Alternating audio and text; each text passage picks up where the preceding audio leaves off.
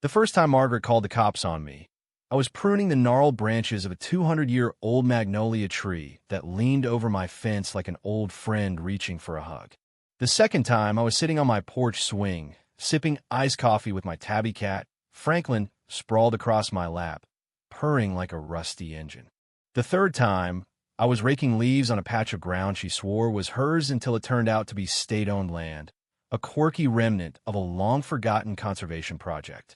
I'm 68 years old, a retired botanist who spent 35 years studying plants from the Rockies to the Everglades, and all I wanted was to live out my days tending my garden and chatting with the sparrows.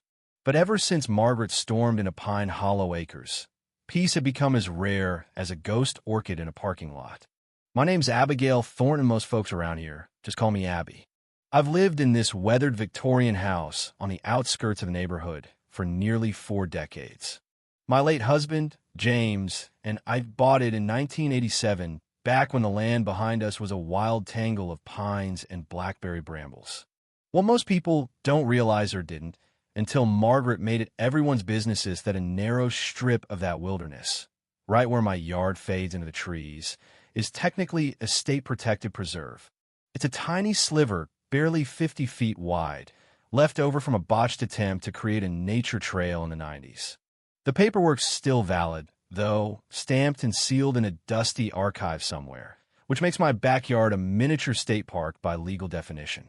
And let me tell you, nothing throws a wrench into a suburban power struggle like a faded map with a government seal. That first incident started on a humid Tuesday morning in June. I was out with my pruning shears, coaxing the magnolia old Bess.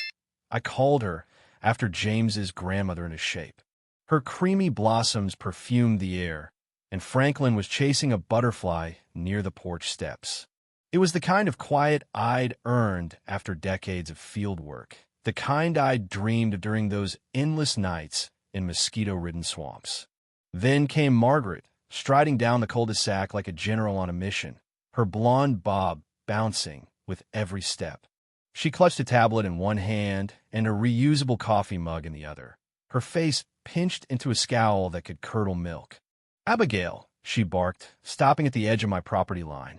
"You're in violation of HOA Code 7.2, unauthorized alteration of boundary vegetation." I lowered my shears and squinted at her. "I'm pruning a tree, Margaret. It's been here since before the HOA was a twinkle in anyone's eye. If it's within 10 feet of the property line, it's subject to community oversight," she shot back, tapping her tablet like she was delivering a verdict. "That tree's a shared asset, and you don't have approval." "It's older than both of us combined," I said, wiping sweat from my brow. "It's on my land, well, mine and the state's. You want to argue with a magnolia? Be my guest." Her eyes narrowed. "I'm calling the authorities." Before I could offer her a glass of iced coffee to cool her down, she was dialing, her manicured nails clicking against the screen. I shrugged, set the shears down, and retreated to my swing. Franklin hopped up beside me, and we watched as Officer Torres rolled up 20 minutes later, looking like he'd rather be anywhere else. Margaret waved him over, her voice rising with theatrical indignation. "She's defacing community property." "I'm pruning a tree," I said, handing Torres a laminated copy of the state preserve designation I kept in a kitchen drawer labeled Margaret Madness. It was a habit I'd picked up after a second complaint to always have the proof ready. The document, dated 1994, outlined the protected strip in black and white legalese, complete with a surveyor's map. Torres skimmed it, rubbed his forehead, and sighed. "This is state land, ma'am," he told Margaret. "I can't enforce HOA rules here." "It's a fake," she sputtered, her cheeks flushing pink. "Anyone can print a letter." I pulled out a second copy, this one notarized with a faded state seal. "Call the Department of Natural Resources if you don't believe me."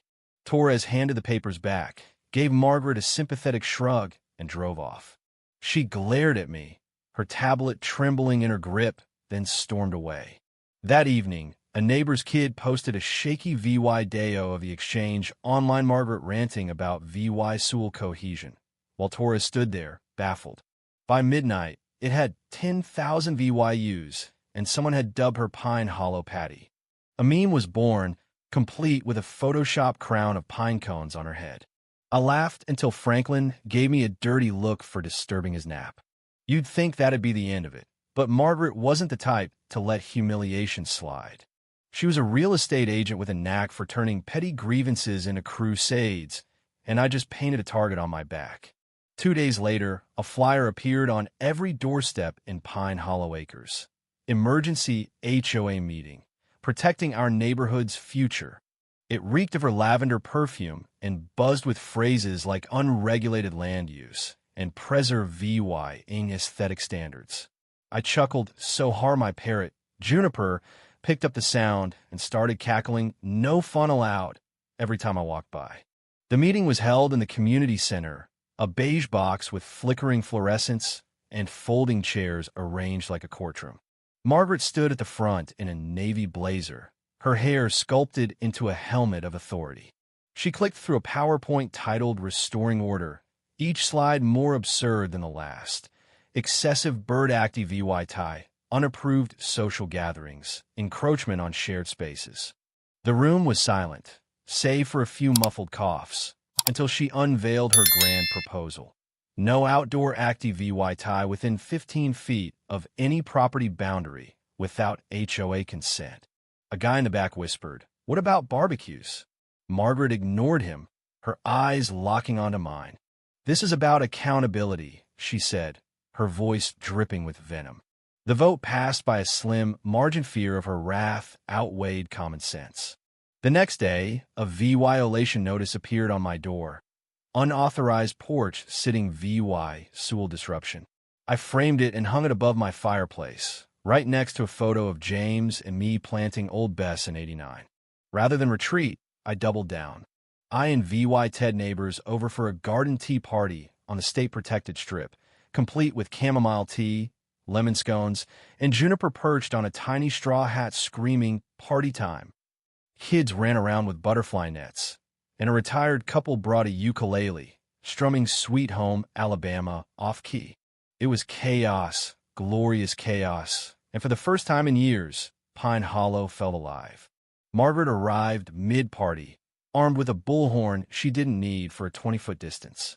"This is an illegal gathering," she bellowed, her voice crackling. "Your VY-OLADing Ordinance 12.5 and attracting predatory wildlife." "Predatory?" I asked, holding up a scone. "You mean the finches?" Before she could answer, a black SUV with a state parks logo pulled up.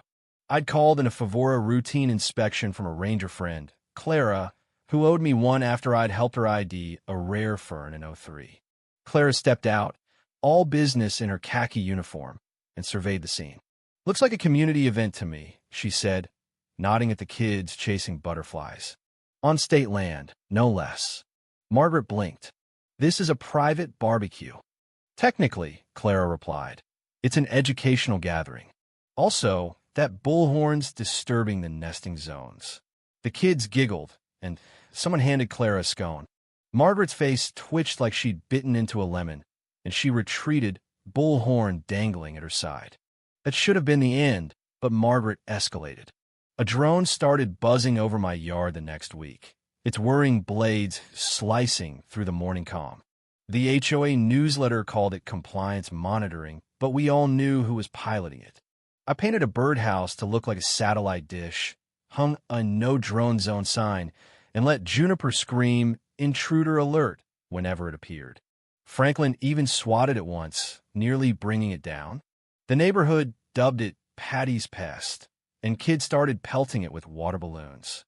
But beneath the absurdity, something darker brewed. Margaret wasn't just annoyed, she was fixated. She began citing obscure bylaws. A neighbor got fined for excessive porch rocking, another for unapproved mailbox height. People grew jittery, glancing at their lawns like they might be next. I knew then this wasn't about me, Anna Maria, it was about power, and Margaret craved it like a drought-starved plant craves water. It all exploded on a crisp Saturday in September. I'd planned a harvest picnic on the preserved grilled apples, cider, a scarecrow contest. By noon, the place was buzzing. Kids stuffed straw into burlap sacks, adults swapped stories over steaming mugs, and Juniper rode my shoulder, squawking scarecrow supremacy. It was perfect until Margaret arrived with a stack of citations and two HOA cronies trailing behind her like reluctant minions. "Violation of noise ordinances," she shouted, thrusting a paper at me. "Unauthorized open flames. Disruption of residential tranquility." I offered her cider. She slapped it away, the liquid splashing across her pristine loafers. "This is state land," I said, sipping my own drink. "Your rules don't apply." "They will," she hissed. "I filed a petition with the county to rezone this as residential. Once it's approved, your little sanctuary's done." Before I could respond, Officer Torres pulled up again, followed by Clara and, oddly, a local news van. The reporter, a wiry woman named Lena with a camera slung over her shoulder, hopped out and beelined for me. "Abigail Thornton? The botanist who rediscovered the Carolina bog lily in '96. "That's me," I said, surprised. Lena grinned. "This story's gold. Retired scientist versus HOA tyrant on protected land? I'm live in 30 minutes. Margaret tried to intervene. "This is private propertino filming." "It's state land," Lena shot back. "Public access applies."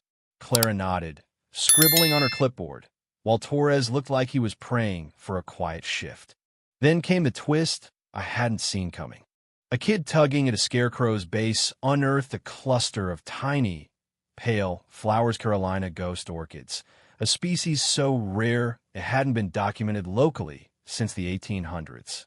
Clara dropped her clipboard, Lena's camera zoomed in, and the crowd gasped. Margaret's face went white.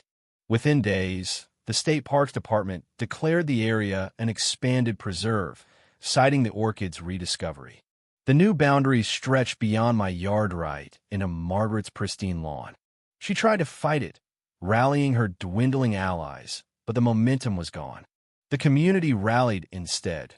Kids planted pollinator gardens, retirees led nature walks, and the HOA shifted focus to potholes and streetlights. The final blow came at a ribbon-cutting ceremony for the Thornton Preserve. A state senator I'd once saved from a rattlesnake bite in '99 showed up, all smiles and handshakes. Margaret stood in the back, wearing a volunteer vest from her new role, picking up litter, her last-ditch effort to stay relevant. Juniper squawked victory lap as the senator cut the ribbon, and the crowd cheered. Now, I walk the preserve daily, tracing the paths James and I once carved. A bench sits under Old Bess, engraved with Abigail Thornton, guardian of the wild. Margaret still glares from her window, but her drone's grounded, and her citations are just paper relics. I didn't set out to win a wary, just wanted my peace. Turns out, nature had my back all along, and sometimes the smallest flower can topple the loudest tyrant. If you were the one in this story, how would you react? Would you stand up and fight back, or accept the unreasonable pressure and control from the HOA? Share your thoughts in the comments below. And don't forget to subscribe, like, and share this VY Deo with more people. Your small action gives us the motivation to keep bringing you more intense and engaging stories. Thanks for watching, and we'll see you in the next VY Deo.